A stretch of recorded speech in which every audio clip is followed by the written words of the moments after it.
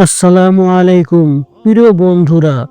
কথায় বলে অতি চালাকের গলায় দড়ি। অন্যের জন্য কূপ খনন করলে সে কূপে নিজের পড়তে হয়।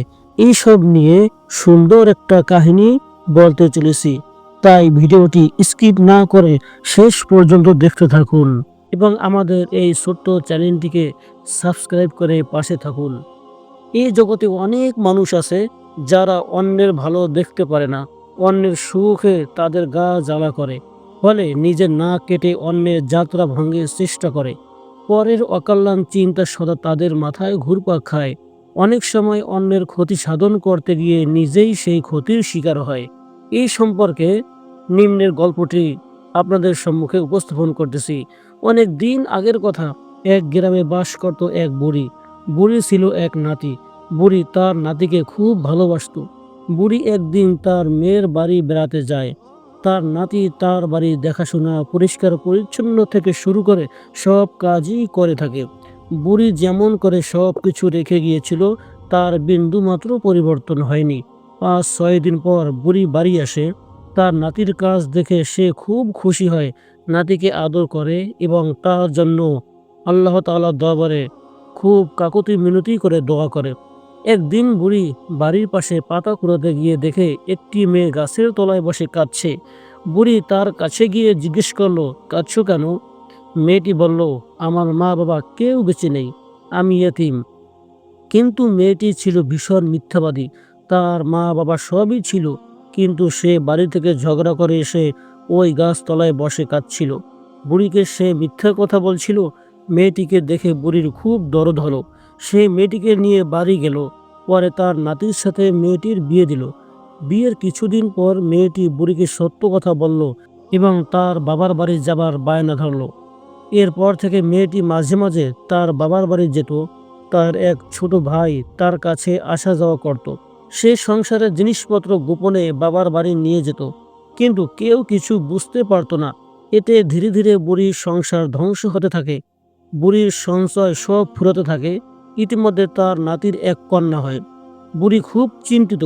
সে ভাবে, এমনিতেই তো সব দ্রুত ফুরিয়ে যাচ্ছে, আবার এই শিশুর খাদ্য জুটবে কিভাবে?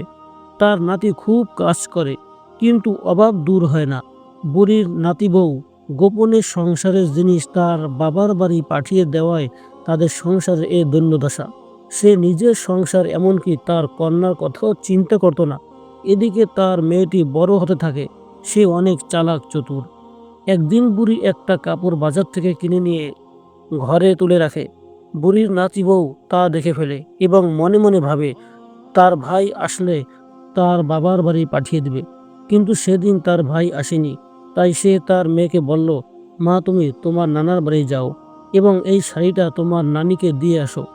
মেয়ে বলল, এটা তো বুড়া মায়ের শাড়ি।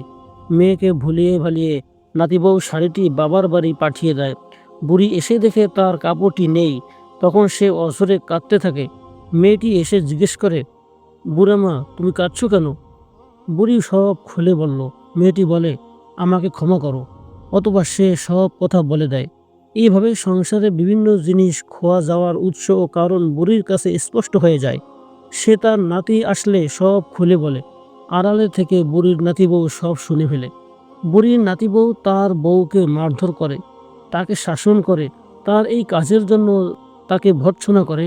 এতে সে ক্ষেপে যায় এবং মনে মনে ভাবে বুড়িকে জব্দ করতে হবে। একদিন বুড়ি তার এক আত্মীয়ের বাড়িতে বেড়াতে যায়। বুড়ির নাতি কাজের সন্ধানে বাড়ি থেকে অনেক দূরে চলে যায়। ফেরে অনেক রাত করে।